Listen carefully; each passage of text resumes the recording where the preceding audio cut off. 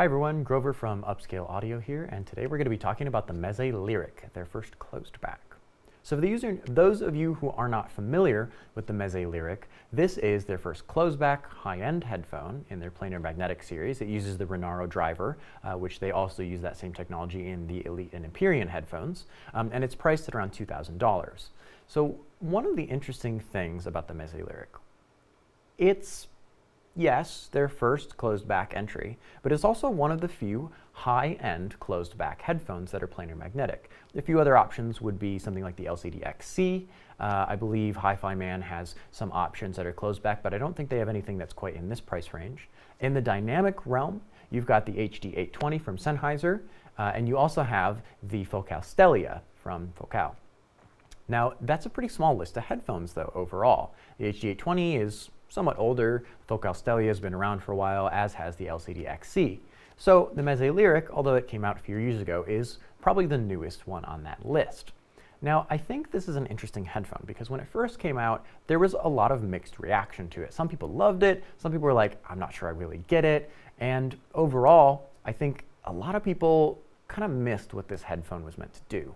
Now, I will say that if you're not a fan of the Meze house sound, the Elite and the Empyrean, they have a generally linear but kind of warmer sound. It's a sort of softer tonality in the transients. It's not super aggressive. It's very wide and open. It's very encompassing, very immersive, very sort of, some people would say pillowy, some people would say really soft and warm and sort of luscious. So it depends on kind of your perspective on that. The Liric departs a little bit from that sound. Although if you look at the measurements, it follows fairly closely to the Olive Welty curve.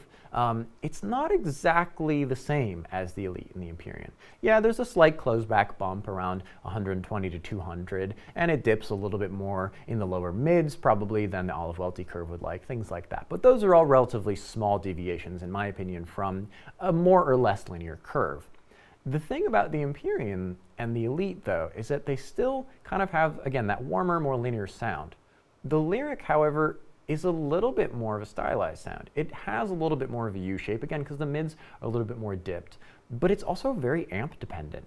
It does not sound quite as rich and as full in the lower mids as the Elite and the Empyrean, and instead trades that for a little bit more bass heft. But it's not exactly, again, that lower mid sort of like richness. It tends to be a little bit lower. It tends to be a little bit of a lower punch.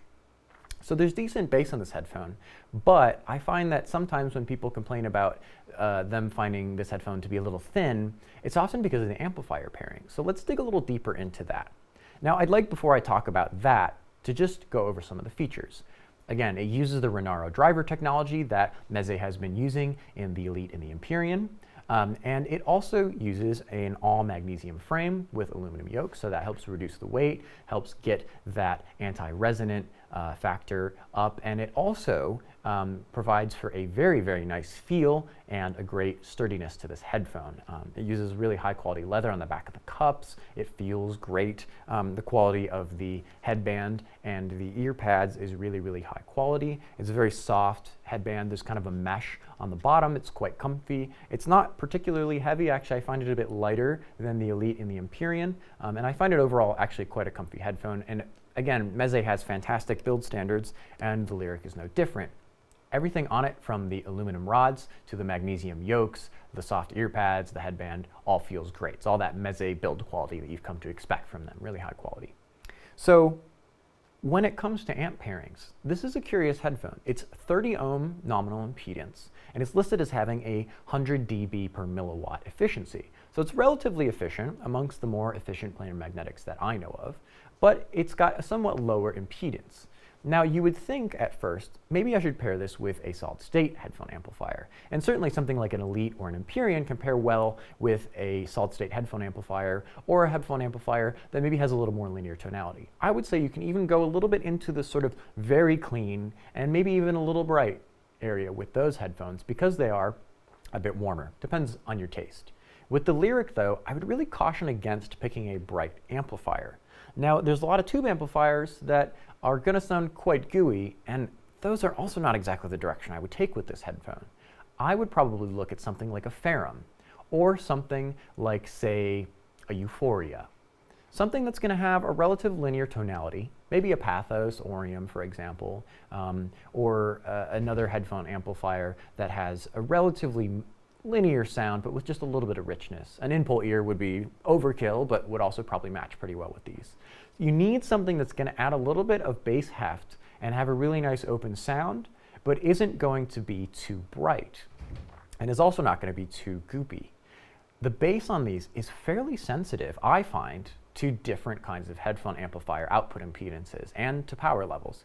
I find that I like a somewhat more powerful headphone amplifier with these, something that can give a bit of authority and drive to the low end. It's not going to give you a Abyss 1266 bass or Susvara bass, but it can give you punchy bass. It's not the most subterranean of all time, but I do find it to be, with the right amplifier, a little bit nicer and a little bit punchier than something like, say, a Focal Celesty. Now, what I do think is interesting about this headphone is that the top end also responds similarly. It's a little bit picky. It wants something that's pretty clean, but not too clean, not too bright, not too antiseptic. And on the other hand, it doesn't want something that's too warm and goopy. I would say that something, again, like a Euphoria Evo might be a decent pairing with this. An Envy might be a nice pairing. Something like a Pathos Amp Orium or in-pull ear would be a nice pairing. My personal pairing favorite with this is actually the Ferrum.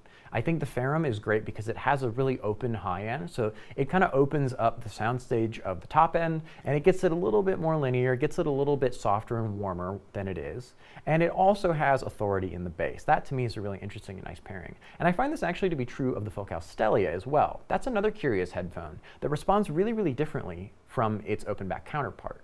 So the Focal Stelia versus the Utopia actually responds very differently. I found that there were amplifiers that I did not like at all with the Utopia that I loved with the Stelia, and vice versa.